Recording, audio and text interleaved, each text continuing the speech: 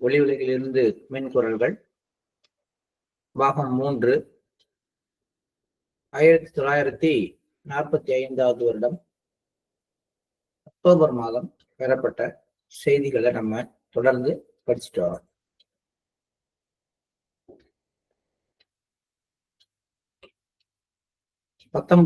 October 1945 இந்த இடத்துல தான் நம்ம நேற்றைக்கு முடிச்சோம். கடவுளர்கள் என்பவர்கள் கடிகாரத்தின் சுருள்வில் போன்ற நிலையில் இருக்கிறார்கள். அந்த சுருள் இயங்கும் வரை அவர்கள் பணிபுரிவார்கள். அது தளர்ந்து விட்டால் அவர்கள் பதவியை இழக்கிறார்கள். ஆனால் படைப்போட காலத்துல மனிதனுக்கென நிர்வகிக்கப்பட்ட சுருள் இன்னும் இருக்கிறது. அது தளர்வுறுவதற்கு சாத்தியம் ஒருபோதும் இல்லை. இறுதி வரை அப்படியேதான் இருக்கும் அப்படிங்கிற விஷயத்த சொல்லிட்டு, அந்த மாதிரி இருக்கிற ஒரு கெப்பாசிட்டி உள்ள மனிதனா இருக்கிற நம்முடைய கடமையை எப்படி நிறைவேற்ற வேண்டும், அதுக்கு நம்ம என்ன செய்யணும், எப்படி நம்மை நாம் சீரமைத்துக் கொள்வது அப்படிங்கிற கேள்வியை நேற்றுக்கு வச்சார். அதுல இருந்து நம்ம தொடரணும். மனிதனுடைய தரத்தை நிலைநிறுத்துவதை உறுதி செய்வதற்காக மூத்தோர்கள் அளித்த மிக பழமையான பரிந்துரைகள் இருக்கின்றன.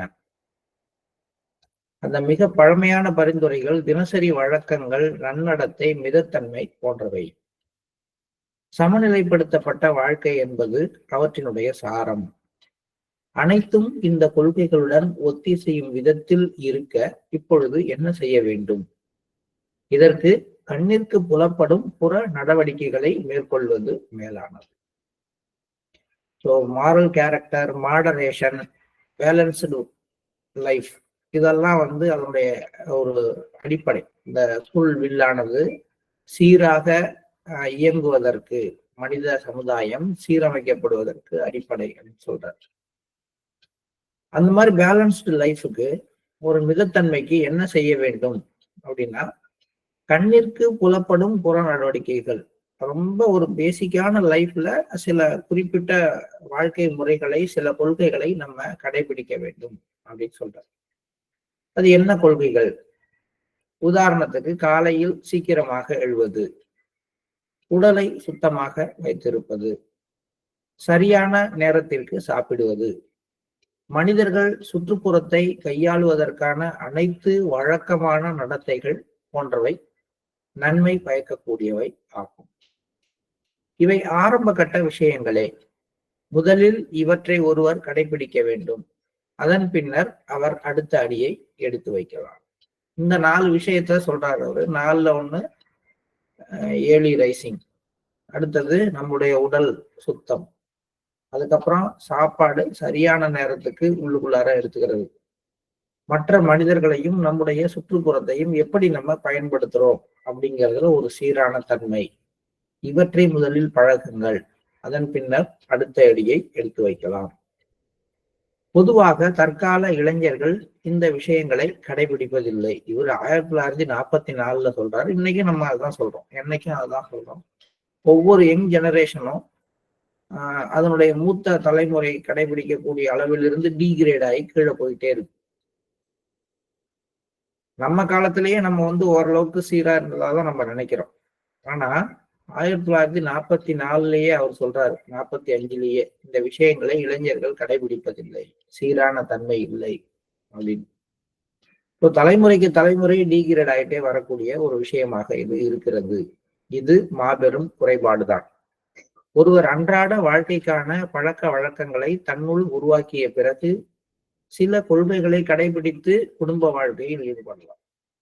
அவருடைய டெய்லி ரொட்டீன்ல சில பழக்க வழக்கங்களை உருவாக்கின பிறகு குடும்ப வாழ்க்கையில ஈடுபடுகின்ற ஒருத்தர் தனக்குன்னு சில கொள்கைகளை வைத்துக் கொள்ள வேண்டும். அந்த கொள்கைகள் என்னென்ன?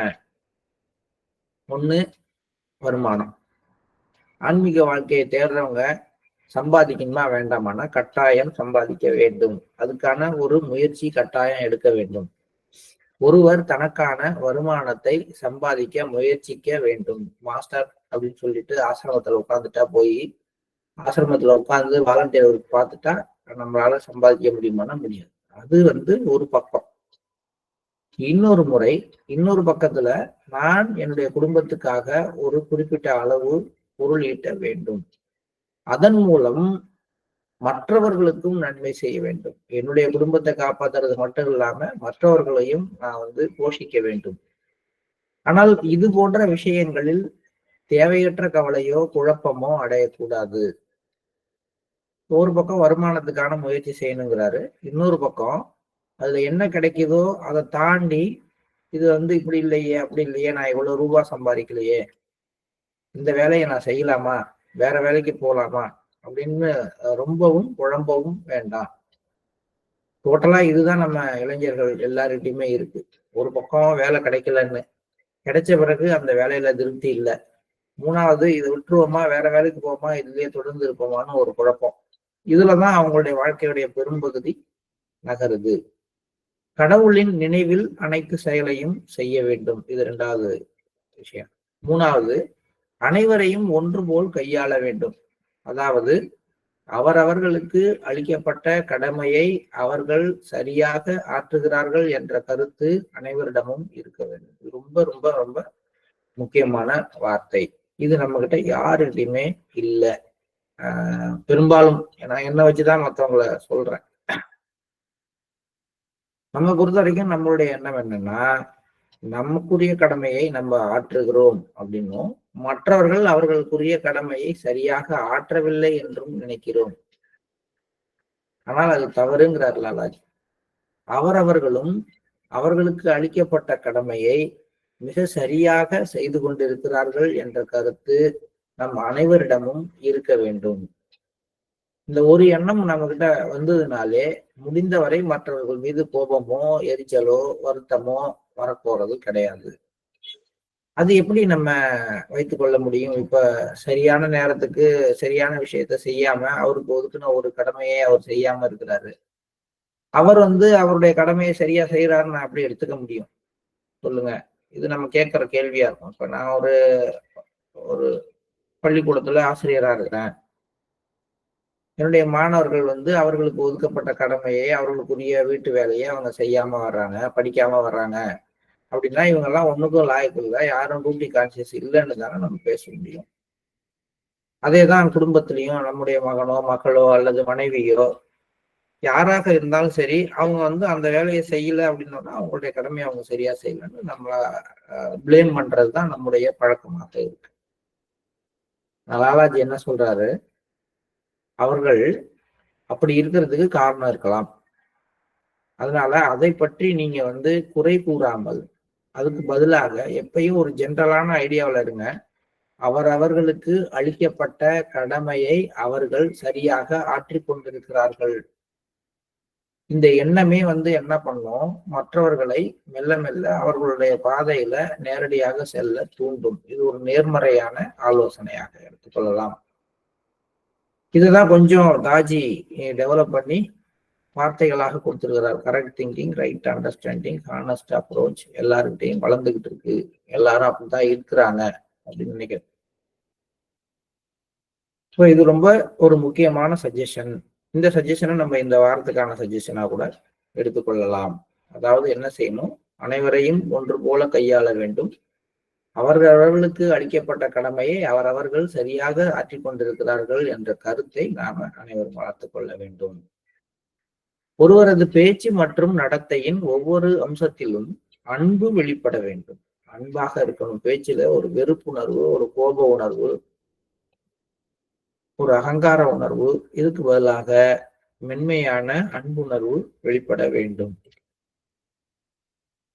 பரஸ்பரம் சேவை செய்வது தங்கள் கடமை என அனைவரும் கருத வேண்டும். சேவை செய்வது தங்கள் கடமை. இது இப்படி நினைக்கிறப்ப என்ன ஆகுதுன்னா, இந்த பரஸ்பரம்ங்கிற வார்த்தை செயல்பாட்டுல இருக்கிற மாதிரி நமக்கு தோண மாட்டேங்குது. நிறைய இடங்கள்ல நானும் பார்த்துட்டேன். ஒரு அலுவலகத்திலயா இருக்கட்டும், அல்லது வீட்லயா இருக்கட்டும், அல்லது ஆசிரமத்திலயா இருக்கட்டும், பரஸ்பர சேவை கிடையாது. பரஸ்பரம்னா என்ன, நான் அவங்களுக்கு சேவை செய்யணும், அவங்க எனக்கு சேவை செய்யணும், எல்லாரும் சேவை செய்யணும். அப்ப நான் என்ன பாக்குறேன் அப்படின்னா, பல நேரங்கள்ல நான் மற்றவர்களுக்கு சேவை செய்கிறேன், ஆனா அவர்கள் அது போலவே எனக்கு சேவை செய்வதில்லை அப்படின்னு தான் நான் உணர்றேன். இது மாதிரி நான் இல்லை, நம்ம எல்லாரும் உணர்றோம். எங்க பார்த்தாலும் அதான். நீங்க சுத்தமா ஒரு இடத்த தொடச்சு வச்சீங்கன்னா அந்த இடத்துல போய் உட்காருவதற்கு எல்லாம் ஆசைப்படுறாங்க. ஆனா திரும்பி அந்த இடத்த சுத்தம் பண்றதுக்கு யாருமே ஆசைப்படுறது கிடையாது. நீங்க வந்து எல்லா பொருளையும் அழகா அடுக்கி வச்சீங்கன்னா அதுல இருந்து ஒரு பொருளை எடுத்து பயன்படுத்துறதுக்கு ரெடியா. இப்ப என் பையனை எடுத்துக்கிட்டீங்கன்னா, நான் எதையாவது அழகா அடுக்கி வச்சேன்னா அதுல இருந்து வந்து அவனுக்கு தேவையான பென்சிலையோ பேனாவையோ எடுத்துக்கொள்ள ரெடியா இருக்கலாம். ஆனா திரும்பி அவன் வந்து என்ன பண்றான், என்னுடைய மேஜையை அடுக்கி வைக்கிறதுல அவனுக்கு ஈடுபாடு இல்லை.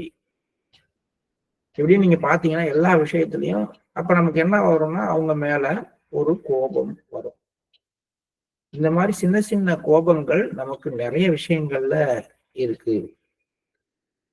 ஆனால் அவர் என்ன சொல்றாரு, பரஸ்பரம் சேவை செய்வது தங்கள் கடமை என அனைவரும் கருத வேண்டும். இந்த கான்சியஸ் ஓரளவுக்காவது வந்தாதான் அந்த சமூகத்துல ஒரு ஒரு சீரான தன்மை இருக்கும். இப்ப நம்ம அப்படி நினைக்கிறதுக்கு பதிலா நம்மளுடைய பார்ட்டை நம்ம அது மாதிரி செய்யலாம். நமக்கு யாரெல்லாம் சேவை வழங்குறாங்களோ அவங்களுக்கு நம்மளான சேவைகளை நம்ம செய்யறோமா, இந்த கான்செப்டை நம்ம பார்த்துக்கிட்டே வந்தா போதும். அப்படி மெல்ல மெல்ல நம்மளுடைய கவனத்தை மாற்றும் பொழுது இவையெல்லாம் தானாக சீரமைக்கப்படும். ஒருவருக்கு அளிக்கப்பட வேண்டிய எதுவும் சரியான அளவில் அளிக்கப்பட வேண்டும். எதுலையும் குறை வைக்க கூடாது. கூடவும் மிகையாகவும் கொடுக்க கூடாது. குறைச்சி கண்ட்ரோல் பண்ணவும் கூடாது. ஒருவருக்கு அளிக்கப்பட வேண்டிய எதுவும் சரியான அளவில் அது மரியாதையாக இருக்கலாம், அன்பாக இருக்கலாம், பொருள் உதவியாக இருக்கலாம். எதுவாக இருந்தாலும் அது மிகச் சரியான அளவில் அளிக்கப்பட வேண்டும். மற்றவர்களுக்கு தீங்கு செய்யும் எண்ணம் இதயத்தில் இருந்து அகல வேண்டும். மற்றவர்களுக்கு தீங்கு செய்யாமல் இருப்பது அப்படிங்கிறது வெளியில, அந்த எண்ணமே உள்ளுக்குள்ளார வரக்கூடாது. வெளியில தீங்கு செய்யாம இருக்கிறதுக்கு காரணம் வந்து நம்ம ஒரு அதுக்கான தைரியம் இல்லாம இருக்கலாம், அல்லது அதை செய்யறதுக்கான ஒரு சூழ்நிலை இல்லாம இருக்கலாம். அதனால தீங்கு செய்யாம இருக்கலாம். இப்ப நான் வந்து என்னுடைய சக அலுவலக நண்பரை வந்து பத்தி குறை சொல்லாம, அவரை பத்தி எந்த விதமான அவர் செய்யற எந்த ஒரு தவறையும் சுட்டி காட்டாம வெளியில இருக்கிறதுக்கு காரணம், சரி என்ன என்கிட்ட அந்த பவர் இல்லைங்கிறது காரணம் இருக்கும். ஒருவேளை நான் வந்து அந்த அலுவலகத்துக்கு தலைவராக வரும் பொழுது அவருக்கு அந்த வாய்ப்பு கிடைச்சதுன்னா அவர் நிறைய டிஸ்மிஸ் பண்ணிவிடுவார். இதுதான் நம்ம செய்யறோம். ஆனா அவர் என்ன சொல்றாரு, மற்றவர்களுக்கு தீங்கு செய்யும் எண்ணம் அவருடைய இதயத்துல நம்ம இதயத்துல இருக்கக்கூடாது, அது அகன்று விட வேண்டும் அப்படின்னு சொல்றார். லாலாஜியுடைய லைஃப்ல பாத்தீங்கன்னாலும் அது ஒரு சின்ன இன்சிடென்ட் நம்ம எல்லாருமே அந்த திரைப்படத்துல பார்த்துருப்போம். லாலாஜி வச்சிருக்க வேண்டிய ஒரு ஃபைல் வந்து காணாம போயிடும். கலெக்டர் வந்து அவரை மிக கடுமையாக கண்டிப்பார். இந்த ஃபைல் வந்து உங்கள்கிட்ட தான் கொடுத்தேன், இது தொலைஞ்சு போச்சு, இது நீங்க தான் பொறுப்பு அப்படின்னு சொல்லுவார். லாலாஜியும் தன்னுடைய சகாக்கள்கிட்ட கேட்பாரு, எதுவும் இல்லைன்னு லாலாஜி ஒரு நிமிடம் கண்ணை மூடி அவர் வந்து அதை கண்டறிவார். தன்னுடைய குறிப்பிட்ட ஒரு பக்கத்து சீட்டுக்காரருக்கு தான் அதை வச்சிருக்கிறாரு அப்படிங்கிறத. நேரடியா அவர் வீட்டுக்கு போய் கதவை தட்டி கேட்பார், இந்த மாதிரி உங்கள்கிட்ட தான் ஃபைல் இருக்கு. இல்லை என்கிட்ட இல்லை அப்படிங்கிறார். இல்லை நீங்க போய் பாருங்க அப்படின்னு சொன்னோன்னே அவர் போய் திரும்பியும் பார்ப்பாரு. பார்க்குறப்ப அவர் எடுத்துட்டு வந்த இதோட அந்த ஃபைல் இருக்கும். அப்ப கொண்டாந்து கொடுத்துட்டு மன்னிப்பு கேட்பாரு அவர், என்னை மன்னிச்சுக்குங்க அப்படின்னு. அப்ப லாலாஜி சொல்லுவாரு, பரவாயில்ல, இந்த விஷயத்த நான் சொல்லல, ஆனா இது போல திரும்பி நீங்க செய்யக்கூடாது. இந்த இடத்துல நம்மளா இருந்தா என்ன பண்ணுவோம், நேரா அதை எடுத்துட்டு போயிட்டு அதே கலெக்டர்கிட்ட அல்லது அந்த அலுவலக தலைவர்கிட்ட போய், என் மேல குறை சொன்னீங்களே பாத்துங்க, இதை நான் ஒன்னும் எடுத்துட்டு போல, அவர் தானங்க எடுத்துட்டு போனாரு, நீங்க எப்படி என்ன திட்டலாம். இதுதான் நம்ம. ஆனா லாலாஜி மிகுந்த பெருந்தன்மையோடு அவரை மன்னிச்சுட்டு, நீங்க கவலைப்படாதீங்க, நான் இதை பத்தி எங்கேயும் சொல்ல மாட்டேன், இனிமேல் இது மாதிரி செய்யாதீங்க அப்படின்னு சொல்லிட்டு அவர் மேல வந்த பழியே அவர் வந்து சுமந்துக்கிறார். அது எங்க இருந்து கிடைச்சது என்னங்கிறத பத்தி பெருசா எடுத்துக்காம அவரை மன்னிக்கிறார். அப்ப அங்க என்னன்னு கேட்டா, இதயத்திலே அவருக்கு தீங்கு செய்ய வேண்டும்ங்கிற எண்ணம் இல்லை. நமக்கெல்லாம் அப்படி கிடையாது. மேலோட்டமா நம்ம ரொம்ப நல்லவ மாதிரி இருந்தாலும் கூட நம்முடைய மனது பழிவாங்க விரும்பும். இந்த அமைப்பு நமக்குள்ளார இருக்கு, நம்ம தேடி கண்டுபிடிக்கணும் எந்த இடத்துல அது இருக்கு. பழிவாங்கிறதுனா கத்தி எடுத்து குத்துறது இல்லை. செஞ்சியேன்னு திரும்பி சொல்றது கூட ரிவெஞ்சு தான். எனக்கு செஞ்சில்ல, உனக்கு வேணும் நல்லா அப்படின்னு சொன்னா கூட அதுவும் நம்ம இதயம் பழிவாங்க விரும்புறதுனுடைய விளைவு தானே அது. எனக்கு எனக்கு அன்னைக்கு பண்ணில்ல, இன்னைக்கு நல்லா அனுபவி அப்படின்னு ஒருத்தர் சொல்றாருன்னு வச்சுக்கோங்க. அவரே எதுவும் செய்யல, யாரோ ஒருத்தர் அவருக்கு தீங்கு செய்யறாரு. அதுக்கப்புறம் கொஞ்ச நாள் கழிச்சு அவருக்கு ஒரு கஷ்டம் வருது. அப்ப எனக்கு அன்னைக்கு அவர் அதெல்லாம் பண்ணார்ல, இப்ப நல்லா அனுபவிக்கட்டும் அப்படின்னு ஒரு வார்த்தை சொல்றாருனாலே அவருடைய இதயம் தீங்கு செய்ய வேண்டும் என்ற எண்ணத்தை, ரிவெஞ்ச் எடுக்கணுங்கிற எண்ணத்தை, பழிவாங்கிற எண்ணத்தை வைத்துக் கொண்டிருந்திருக்கிறது. அப்பதானே அந்த வார்த்தை வரும். அதனால இங்க இருக்குதான் நம்மள நல்லா ஆராய்ச்சி பண்ணி இதயத்துல இருந்து அந்த மாதிரி எண்ணம் இருந்தா அதை எடுத்து விட வேண்டும் அப்படிங்கிற. இதயத்துல தீங்கு செய்யணுங்கிற எண்ணம், எதிரிக்கு கூட தீங்கு செய்யணுங்கிற எண்ணம் இருக்கக்கூடாது. வெளியில நம்ம எதிர்த்து போராடலாம், ஒருத்தருக்கு ஒருத்தர் கருத்து வேறுபாடு வரலாம், நீங்க செய்யறத நான் மறுக்கலாம், உங்களோட நான் பேசாமல் இருக்கலாம், இதெல்லாம் மேல. ஆனா உள்ளுக்குள்ளார எந்த ஒரு கணத்திலும் அவர் நல்லாக இருக்காம போயிடணும் அப்படின்னும், அவங்களுடைய ஒரு வாழ்க்கையில அவங்க இதுக்கான தண்டனையை அனுபவிக்கணுமோ அப்படின்னும், இல்ல மாஸ்டர் நீங்களே பார்த்து அவங்கள இது மாதிரி பண்றாங்களே, அவங்க சரியில்லை, அவங்கள எடுத்துருங்க அப்படிங்கிற மாதிரியோ, நம்ம ஏதாவது ஒரு பிரேயர் வைக்கிற மாதிரி நம்ம இதயம் இருக்கு அப்படின்னா, அது மற்றவர்களுக்கு தீங்கு செய்யும் எண்ணம் நம்முடைய இதயத்தில் இருக்கிறது அப்படிங்கிறதுனுடைய வெளிப்பாடு. ஆனா நம்மள ரொம்ப நல்லவங்களா நம்ம நினைச்சுக்கிட்டு இருந்தால், கொஞ்சம் நம்ம இந்த விஷயங்களை அகழ்ந்து பார்க்கணும். நம்ம உலகத்துல பழி வாங்குற எண்ணம் இருக்கா இல்லையானா, இல்லைங்க நான்லாம் ஒன்றும் அது மாதிரிலாம் செய்யலைங்க, நான் எல்லாம் நல்லா இருக்கணும்னு தாங்க நினைக்கிறேன் அப்படின்னு நம்ம மேலோட்டமா சொல்றோம். பட் நம்ம என்ன ஓட்டங்களை ஆராய்ந்தால் இதுக்கான விடை கிடைக்கும். அனைவரையும் கடவுளின் படைப்பாக கருத வேண்டும். கடவுள் மட்டுமே அனைவரது மாஸ்டராக கருதப்பட வேண்டும். அனைவரையும் இது போன்றே கருத வேண்டும். ஒருவர் சத்சங்கத்தில் இணைந்தவரா இல்லையா என்ற பாகுபாடின்றி அனைவரையும் இவ்வாறு மதிக்க வேண்டும். இதுவும் ரொம்ப ரொம்ப முக்கியமானது. அபியாசின்னா அவரு உயர்ந்தவர், ரிசப்டர்னா அதுக்கு மேல. அப்படி பார்க்கிற பழக்கம் தான் நமக்கு இருக்க ஒழிய, அவர் தியானம் பண்றாரோ பண்ணலையோ, எல்லோரும் கடவுளின் படைப்பு. அது போலவே அனைவரது மாஸ்டராக கடவுளை கருதுங்கள். எல்லாருக்கும் ஒரே மாஸ்டர் தான். யார் ஒருத்தர் எல்லா விஷயத்துக்கும் இங்க கண்ட்ரோலரா இருக்காரோ அவர் தான் அனைவருக்குமான மாஸ்டர். அவரோட குருநாதர் வேற, என்னோட குருநாதர் வேற அப்படி கருதாதீங்க. அனைவருக்கும் ஒரே குருநாதர், ஒரே கடவுள், அவர் தான் மாஸ்டர் அப்படின்ற எண்ணத்தை வைத்துக் கொள்ளுங்கள். அப்ப நிறைய கருத்து வேறுபாடுகள் மறையும். இவை மற்றவர்களுடன் பழகும் பொழுது மேற்கொள்ள வேண்டிய பொதுவான கொள்கைகள் ஆகும். ஏன்னா இந்த ஸ்லைடோட ஆரம்பத்திலே சொல்லிட்டாரு, கொள்கைகள்னு ஒண்ணு இல்லைனாலே மனிதன் கிடையாதாங்க.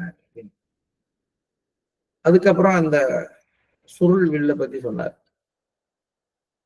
அந்த சுருள் வில்லுல மனிதனுடைய அமைப்புக்கு கொடுக்கப்பட்டிருக்கிற அந்த கீ, அந்த சுருள் முடுக்கம் இந்த பிரளயம் வரைக்கும் அப்படியேதான் இருக்க போது, அது மாற போறதில்லை. ஆனா அந்த இயக்கத்தை சீரமைக்கிறதுக்கு என்ன செய்யணும்னா, ஒரு சமநிலை உள்ள வாழ்க்கை வாழணும். சமநிலை உள்ள ஒரு வாழ்க்கை வரணும், ஒரு மிதத்தன்மை வரணும் அப்படின்னா வெளிப்புறமாக சில விஷயங்களை நம்ம கடைபிடிக்கணும்.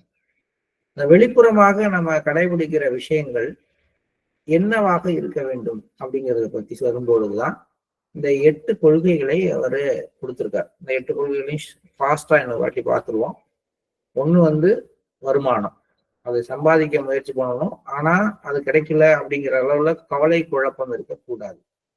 2வது, செயல்கள் அனைத்தையும் இறைவனுடைய நினைவில் செய்ய வேண்டும். 3வது, எல்லோரும் அவரவர்களுக்கு அளிக்கப்பட்ட கடமையை சரியாக ஆற்றுகிறார்கள் என்ற கருத்தை நாம் வைத்துக் கொள்ள வேண்டும். 4வதாக, நமது நடத்தையின் பேச்சு, நடத்தை மற்றும் எல்லாவற்றிலும் அன்பு வெளிப்பட வேண்டும். ஒருவருக்கு ஒருவர் பரஸ்பரம் சேவை செய்வது தங்களுடைய கடமை என எல்லோரும் கருத வேண்டும். ஒருவருக்கு அளிக்கப்பட வேண்டிய எதுவும் சரியான அளவில் அளிக்கப்பட வேண்டும். மற்றவர்களுக்கு தீங்கு செய்கின்ற எண்ணம் இதயத்தில் இருந்தால் அதை அகற்றிவிட வேண்டும். அனைவரையும் கடவுளின் படைப்பாக கருத வேண்டும். அதுவும் முக்கியமாக ஒருவர் சத்சங்கத்தில் இணைந்தவரா இல்லையா என்கின்ற பாகுபாடு இல்லாமல் அனைவரையும் இவ்வாறு மதிக்க வேண்டும். கடவுள் மட்டுமே அனைவரது மாஸ்டராக கருதப்பட வேண்டும். இந்த 8 கொள்கைகளை நம்ம வாழ்க்கையில கடைபிடித்தா நம்முடைய வாழ்க்கையில மிதத்தன்மை இருக்கும். ஒரு சமநிலைப்பட்ட வாழ்க்கையை நம்ம வாழ முடியும் அப்படின்னு சொல்றாங்க. 24 அக்டோபர் 1945. மதிப்பிற்குரிய லாலாஜி, உருவ வழிபாடு எவ்வாறு, எதற்காக தொடங்கியது என்ற கேள்விகளால் மக்கள் பெரும்பாலும் அவதிப்படுகிறார்கள். ஒருவர் இதற்கு சாதகமாகவும் மற்றொருவர் இதற்கு எதிராகவும் இருக்கிறார். சாதகமாக இருப்பவராக இருந்தாலும் எதிராக இருப்பவராக இருந்தாலும் 2 பேருமே சத்திய நிலை பற்றி அறியவில்லை. இரண்டிற்கும் இடைப்பட்ட மையப்புள்ளியின் அனுபவத்தை எவரும் பெறவில்லை. அப்ப லாலாஜியோ அல்லது பாபுஜியோ யாருமே உருவ வழிபாடு வேணான்னு சொல்லுத, வேணும்னு சொல்லுத. அது மாதிரியே உருவ வழிபாட்டை யாரும் எதிர்க்கவும் இல்லை, ஏற்கவும் இல்லை. 2க்கும் இடைப்பட்ட மையப்புள்ளியை நோக்கிதான் போறோம். இது நீங்க பாபுஜியோடைய சத்தியோதய புத்தகத்தை படிக்கும் போதும் அவர் சொல்லுவார், கடவுள் நிராகாரமும் இல்லை, சாகாரமும் இல்லை, அனைத்து குணங்களும் அடங்கியவரும் இல்லை, ஒரு குணமும் அற்றவரும் இல்லை. நீங்க அப்படியும் பார்க்க வேண்டாம், எப்படியும் பார்க்க வேண்டாம், 2க்கும் மைய புள்ளியில அவரை இருப்பதாக உணருங்கள் அப்படின்னு சொல்றாரு. நேற்றே கூட நிறைய கேள்விகள் இதுல நிறைய பேருக்கு வந்துச்சு. அதுக்கான விடைகள்லாம் இந்த பகுதியில இருக்கலாம். வழிபாட்டிற்கு உரிய பொருளாக சிலர் கல்லை கடவுளாகவும் எடுத்துக்கொண்டனர். மற்றவர்கள் வேறு பொருட்களையும் எடுத்துக்கொண்டனர். அது என்ன வேறு பொருள் அப்படின்னா, சிலையை கும்பிடுறவங்களும் இருக்கிறாங்க, அல்லது ஒரு ஒரு உருவத்தை, ஒரு பைரவர்னு சொல்லி நாயை வழிபடுறது, கோமாதான்னு சொல்லி பசுவை வழிபடுறது, இது மாதிரி வேறு பொருட்களை எடுத்துக்கொண்டு அதை வழிபடுபவர்களும் இருந்தார்கள். இதையெல்லாம் தாண்டி வித்தியாசமான பல்வேறு பொருட்களும் பொது வழிபாட்டிற்கான பொருளாக ஆகிவிட்டன. பல பேர் புத்தகத்தை வழிபட்டாங்க. புத்தகத்தை வச்சு அதுக்கு மாலை போட்டு அதுதான் எங்களுடைய வழிகாட்டின்னு வச்சுக்கிட்டு அதுக்கு மலர்களை அர்ப்பணிக்க ஆரம்பித்தார்கள். வேறு சிலர் ஏதோ ஒன்றை செய்ய ஆரம்பித்தனர். நதிகளும் அருவிகளும் கூட வழிபடப்பட்டன. மூங்கில் கம்புகளும் சாட்டைகளும் வழிபாட்டிற்குரிய பொருட்களாக ஆகின. அடிமைகள் வணங்கத்தக்கவர்களானார்கள். இந்த வார்த்தையெல்லாம் ரொம்ப டீப்பான வார்த்தைகள். நிறைய விஷயங்கள் பேசலாம், ஆனா நம்ம பேசணுங்கிற அவசியம் இல்லை. இது எல்லாமே அவர் மத வழிபாட்டை பத்தி தான் சொல்றாரு. மதம், சடங்குகள் அதெல்லாம் பாத்தீங்கன்னா இதெல்லாம் தான் செஞ்சாங்க. எதையெல்லாம் வழிபடணும்னு பார்த்தா இதெல்லாம் வழிபடலாம் அப்படின்னு சொல்லி கொண்டு வந்தாங்க. அதுவே அந்த கடைசி வார்த்தைகள், அடிமைகள் வணங்கத்தக்கவர்கள் ஆனார்கள் அப்படின்னு சொல்ற வார்த்தையை நம்ம யோசிச்சு பார்க்கணும். பார்த்தோம்னா நிறைய விஷயங்கள் நமக்கு புரியும். நம்ம யாரெல்லாம் வணங்கிட்டு இருக்கிறோமோ, யாரெல்லாம் மரியாதைக்குரியவர்களா நம்ம நினைக்கிறோமோ, அவர்களெல்லாம் அடிமைகள். பன்முகத்தன்மை வளர்க்கக்கூடிய எண்ணிலடங்காத உருவ வழிபாடுகள் தோன்றின. நம்ம கோயில்கள், எத்தனை கோயில்கள் இருக்கு, அதுல எத்தனை விதமான உருவங்கள் இருக்கு, அத்தனை கடவுள்கள் இருக்கிறாங்க. அப்படி நம்முடைய எண்ணத்தை சிதறடிக்கக்கூடிய, பன்முகத்தன்மை வளர்க்கக்கூடிய உருவ வழிபாடுகள் தோன்றின. திரைக்கு மேல் திரையால் மறைக்கப்பட்டதால் ஒருமைத்தன்மை மறைந்தது. அப்ப சத்திய நிலைங்கிற ஒரு விஷயத்தை நோக்கி எல்லாரும் பார்க்கறதுக்கு பதிலாக இப்படியே ஒவ்வொருத்தரும் தனித்தனியா எனக்கு இது, எனக்கு இது, எனக்கு இது, எனக்கு இதுன்னு அப்படியே பிரிக்க பாத்தீங்கன்னா ஒருமைத்தன்மை போயிடும். இந்த ஒருமைத்தன்மை போறது பாத்தீங்கன்னா நம்முடைய லைஃப் ஸ்டைல்லையும் வெளிப்படும். இப்போ முதல்ல பார்க்கும் பொழுது ஒவ்வொருத்தரும் தன்னுடைய ஒரு 100 வருடத்துக்கு முன்னாடி பார்க்கும் பொழுது ஒவ்வொருவரும் தன்னுடைய ஒரு விருப்பங்களை குறைத்து கொண்டு, சில விஷயங்களை சகித்து கொண்டு, எல்லாரும் ஒன்னா இருக்கணுங்கிற ஒரே எண்ணத்தோட ஒரு கூட்டு குடும்பமாக இருந்தோம். பிறகு என்ன ஆனது, ஒவ்வொருத்தரும் தன்னுடைய சொந்த வசதிக்காக, தன்னுடைய வளர்ச்சிக்காக என்ன பண்றாங்க, தனித்தனியாக பிரியும் பொழுது அந்த ஒருமைத்தன்மை அப்படிங்கிறது மறைஞ்சிட்டு இப்ப பல்வேறு குடும்பங்களாக பிரிஞ்சு போயிடும். இது மாதிரிதான் கடவுள் வழிபாடு அமைஞ்சது. எல்லாருமே வந்து அந்த சத்திய நிலைங்கிற ஒரு விஷயத்த பார்த்த பொழுது எல்லாரும் ஒரு இணைப்பு இருந்தாங்க. அவங்களும் உருவங்களை வழிபட ஆரம்பிச்சோன்னா, இது ஏன் கடவுள், இவரு ஏன் கடவுள், இவரு என்னுடைய உருவம், இது வந்து இது அப்படின்னு ஒவ்வொருத்தரும் தனித்தனியாக பிரிஞ்சு போயிட்டாங்க. இது ரெண்டு தப்பா ரைட்டான பார்த்தா இது தவறு சரி கிடையாது.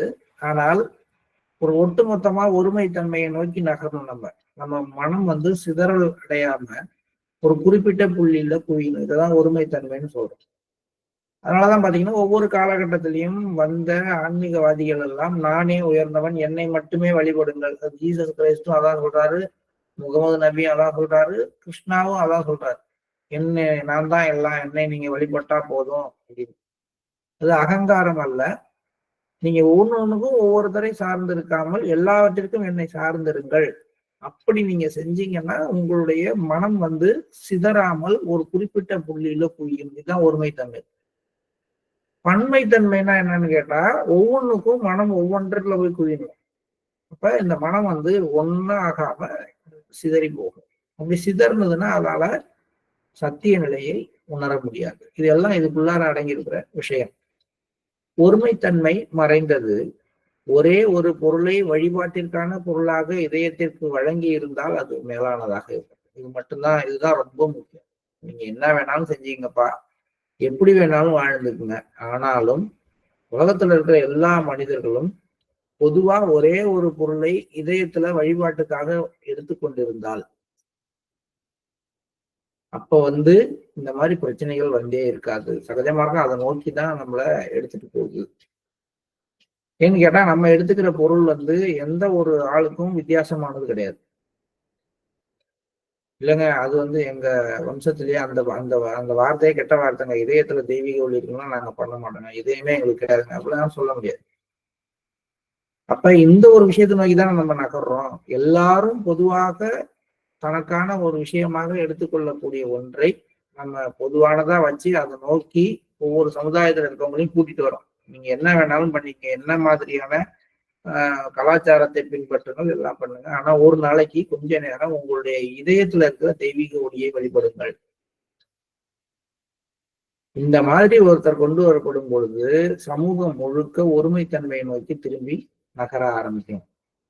ஒரு சின்ன எக்ஸாம்பிள் பாத்தீங்கன்னா, நீங்க என்ன பாட்டு வேணாலும் கேளுங்க, ஆனா தேசிய கீதத்துக்கு மட்டும் நீங்க வந்து ஒரு மரியாதை கொடுங்க அப்படின்னு வச்சிருக்கோம் நம்ம. அதனால பாத்தீங்கன்னா அவர் எப்படிப்பட்ட ஆளாக இருந்தாலும் ஒரு தேசிய கீதம் ஓடும் பொழுது எல்லாரும் எல்லா வேலையும் நிறுத்திட்டு எழுத்து நிற்கிறாங்க. அப்ப இது வந்து இந்தியாங்கிற ஒரு நாட்டுக்கான ஒரு ஒருமைத்தன்மை. இப்ப நம்ம ஒட்டுமொத்த சமுதாயமும் ஏதாவது ஒரு விஷயத்துக்கு மட்டும் குறிப்பிட்ட விஷயத்துக்கு அட்டென்ஷன் கொடுத்ததுன்னா அப்ப அது எப்படி இருக்கும்? அது மாதிரி எதுவுமே கிடையாது. நான் இப்ப இந்தியாவோட தேசிய கீதம் ஓடுனதுன்னா இன்னொரு நாட்டுக்காரங்க எழுந்து நிற்பதோ மரியாதை செலுத்துவதோ எல்லாம் கிடையாது. நம்மளே நிறைய பேர் கிடையாது. ஆனா ஒருமைப்பாட்டை வளர்க்கணும்னா இது அவசியம் அப்படின்னு நம்ம பள்ளிகள்ல வலியுறுத்தோம். அதே மாதிரி ஒரு சமூகம் முழுவதும் அல்லது மனித இனம் முழுவதும் இதயத்தில் வழிபாட்டிற்காக ஒரே ஒரு பொருளை எடுத்துக்கொண்டு வழிபாடுன்னா இதுதான் இதயத்துலதான் இப்படிதான் அப்படின்னு எடுத்துட்டாங்கன்னா அப்போ மாற்றங்கள் வேகமாக இருந்திருக்கும். மேலும் கவனமாக கேளுங்கள். ஒரு சிலை கண்முன் இருந்தால் அது கடவுளின் அற்புதத்தின் வெளிப்பாடாக உணரப்படுவதற்கு பதிலாக வழிபடுபவரின் பார்வையை அது தன் பக்கம் அதிகமாக ஈர்க்கிறது. இதை நம்ம அடிக்கடி பேசியிருக்கோம். எந்த ஒரு பொருளையும் எந்த ஒரு படைப்பையும் பார்க்கும் பொழுது அந்த படைப்பு சிறப்பாக இருக்கிறப்ப படைத்தவனை பார்க்க வேண்டும். அதுதான் முக்கியம். ஒரு சிலை மிக அழகாக இருந்ததுனால் அதை செதுக்கிய சிற்பியை பத்தி நினைச்சு பார்த்து அந்த சிற்பிக்குள்ளார அந்த கல்லை வண்ணத்தை கொடுத்த கடவுளை நினைச்சு பார்த்து அப்படி போகணும். நம்ம என்ன பண்றோம், கடவுளை மறந்துடுறோம், அதுக்கு மூல ஆதாரமா இருக்கவரு. அதுக்கு அடுத்து அதை வெளிப்பாடா கொண்டு வந்த சிற்பியை மறந்துடுறோம். அந்த சிலைய ஆகா ஓஹோ ஓஹோன்னு புகழ்றோம். இந்த மாதிரி ஒரு சிலை உலகத்திலே கிடையாது, இதுதான் சிறப்பு, இந்த சிலையோட சிறப்புகள் இது, இந்த சிலை இப்படிப்பட்டது நம்ம பேசுற மாதிரி. மனிதர்களையும் அப்படிதான் பாக்குறோம். ஒருத்தர் நல்லா பாடுறாரு அப்படின்னா அவருடைய பாட்டினுடைய தரம் அப்படிங்கிறத தாண்டி அந்த பாட்டுக்கு மேல அதை பாடினவர், அந்த பாட்டை அவர் பாடுறதுக்கு அவருக்குள்ளார எனர்ஜி கொடுத்தவர், இப்படிதான் நம்ம பார்க்க ஆரம்பிக்க வேண்டும். அதற்கு நாம மேலும் உள்நோக்கி செல்ல வேண்டும். இதுதான் இந்த வார்த்தையில சொல்றாரு. கடவுளின் அற்புதத்தின் வெளிப்பாடாக ஒரு சிலையை உணர்வதற்கு பதிலாக வழிபடுபவருடைய பார்வையை அது தன் பக்கம் அதிகமாக ஈர்த்து கொள்கிறது. அப்ப கவனம் கடவுள்ல இருந்து மாறி சிலை மேல நடுது. அந்த சிலை எவ்வளவு அழகா இருக்கு, என்னமா இருக்கு, திவ்யமா இருக்கு. அதுல இருந்து அப்படியே அருள் கொட்டுது. சிலையில இருந்தா கொட்டுது, கடவுள்கிட்ட இருந்தெல்லாம் கொட்டுது. நம்ம மாத்தில பாக்குறோம். மக்கள் தமது ஆசைகள் நிறைவேறுவதற்காக கடவுளை நோக்கி திரும்பும் போது அவர்கள் எண்ணம் அந்த சிலையுடன் மட்டுமே வரையறுக்கப்படுகிறது. அவர்கள் சிறிது உயர்ந்து அந்த வழியில் மேல் நோக்கி முன்னேறுவதை தொடர்ந்தால் அவர்கள் முன்னேறுவதற்கான சாத்தியம் இருக்கும். ஆனால் ஒரு காலத்திலையும் இந்த மக்கள் சிலை மீது உள்ள பற்றை விடுவதற்கு ஒருபோதும் தயாராக இல்லை. இதுதான் உண்மை. சிலைதான் எல்லாம். சிலைக்காக உயிரை கொடுத்தவங்க எல்லாம் இருக்கிறாங்க. அந்த சிலையை காப்பாத்துறதுக்காக அதை அதை மார்போட அணிஞ்சுக்கிட்டு கிணத்துல குதிச்சு செத்து போனவங்க எல்லாம் இருக்கிறாங்க படையெடுப்புகள்ல. ஆனா படையெடுப்புகள் மூலமாகலாம் இந்த சிலைகளை எல்லாம் உடைச்சி இயற்கை என்ன பண்ணுதுன்னு கேட்டா, மனிதர்கள் என் மேல கவனம் வச்சுக்கிறதுக்கு பதிலாக சிலை மேல கவனம் வச்சுக்கிறது தப்புன்னு சொல்லதான் விரும்புச்சு. ஒரு விஷயம் நடக்குது அப்படின்னா அது இயற்கையில அது ஏதோ ஒரு காரணம் அதுக்கு பின்னாடி இருக்கு. நாம அதை மனித தவறுகளாக பார்க்கிறோம். அதுக்கு பின்னாடி நடக்கக்கூடிய மாற்றங்களை நம்ம பார்ப்பது இல்லை. சிலை வழிபாட்டை பற்றியே எவரும் அறிந்திராத ஒரு காலம் இருந்தது. அதன் பிறகு தெய்வங்களின் பக்கம் எண்ணம் திரும்ப ஆரம்பித்தது. புத்தி கூர்மை வந்தது. அதனால் தெய்வங்கள் சிலையாக செதுக்கப்பட்டனர். ஆனால் அவர்கள் வழிபாட்டுக்குரிய பொருளாக கருதப்படவில்லை. உருவகம் பண்றதுக்கு தான் முதல்ல சிலையா செதுக்குனாங்க. சொல்லிக்கிட்டே இருந்தாங்க. சொல்லது நம்ம இப்ப சொல்றோம் இல்லையா, கான்செப்டை சொல்லி தர முடியலன்னா அதை கான்கிரீட்டா ஒரு மாடல் மாதிரி செஞ்சு விளக்குங்க அப்படின்னு. அது மாதிரி நம்ம பார்க்கக்கூடிய சிலை வடிவங்கள் எல்லாம் மாடல்ஸ். அக்னி தேவர் அப்படிங்கிறதுக்கான ஒரு மாடல். அதாவது நெருப்போட வேலையை செய்யறவர். அதே மாதிரி தீயின் மீது ஆளுமை பெற்றவர் மாதிரியே நீரின் மீது ஆளுமை பெற்றவருக்கு ஒரு உருவம். இப்படி ஒரு வெறும் உருவகத்துக்காக செய்யப்பட்ட அந்த சிலைகள் பின்னாடி வந்தவங்களால வழிபாட்டிற்காக எடுத்துக்கொள்ளப்பட்டது. ஆனா அவை செய்யப்பட்ட போது, சிலைகள் உருவாக்கப்பட்ட போது வழிபாட்டு பொருளாக கருதப்படவில்லை. கொஞ்சம் கொஞ்சமா அது மேல மரியாதை அந்த மரியாதை பக்தியா மாறி அதுக்கப்புறம் அந்த சிலையே நமக்கு கடவுளாக மாறிவிட்டது. இப்ப வீட்டுல மாட்டிருக்கிற போட்டோ அப்படித்தானே. தாத்தா பாட்டி இறந்து போறாங்க, அவங்கள குழந்தைக்கு தெரியணும்னா அவங்களுடைய போட்டோ வீட்டுல இருக்கணும். அவ்வளவுதான். நம்ம மெல்லமா என்ன பண்ண ஆரம்பிக்கிறோம், அதுக்கு மாலை போட்டு அதுக்கு சூடம் ஏற்றி போட்டோவுக்கு ஊதுபத்தி எல்லாம் கொளுத்தி வச்சு பிள்ளைங்களை அதுலதான் தாத்தா இருக்கிறாருன்னு நம்ப வச்சு மெல்ல மெல்ல தாத்தா தான் அந்த சிலை, அந்த போட்டோவில் தாத்தா கிட்ட நின்று கேட்டீங்கன்னா எல்லா போட்டோல இருந்து கிடைக்குங்கிற மாதிரி கொண்டு வந்துடும்.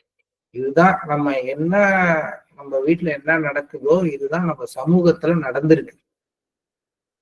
நம்ம செய்யற ஒவ்வொரு செயலும் இயற்கையில நடந்த விஷயத்தினுடைய வெளிப்பாடாகத்தான் இருக்குது. இதை நம்ம சரியாக புரிந்து கொண்டோம்னா, நம்ம வீட்டுல போட்டோ இருக்கும். ஆனா போட்டோங்கிறது ஒரு உருவகம். எங்க தாத்தா இப்படி இருந்தாருன்னு என்னுடைய பேரனுக்கு காட்டுறதுக்கு உதவணும். அதை தாண்டி அதுக்கு மாலை போட்டு மரியாதை செஞ்சு சூடம் ஏற்றி இதை செய்யறதுல இருந்து நம்ம விடுபடணும். சிலைகளுடன் கடவுள் இணைக்கப்பட்டார். சிற்பிகளின் கைவண்ணமும் இந்த திசையில் இதயங்களை மேலும் ஈர்க்க ஆரம்பித்தது.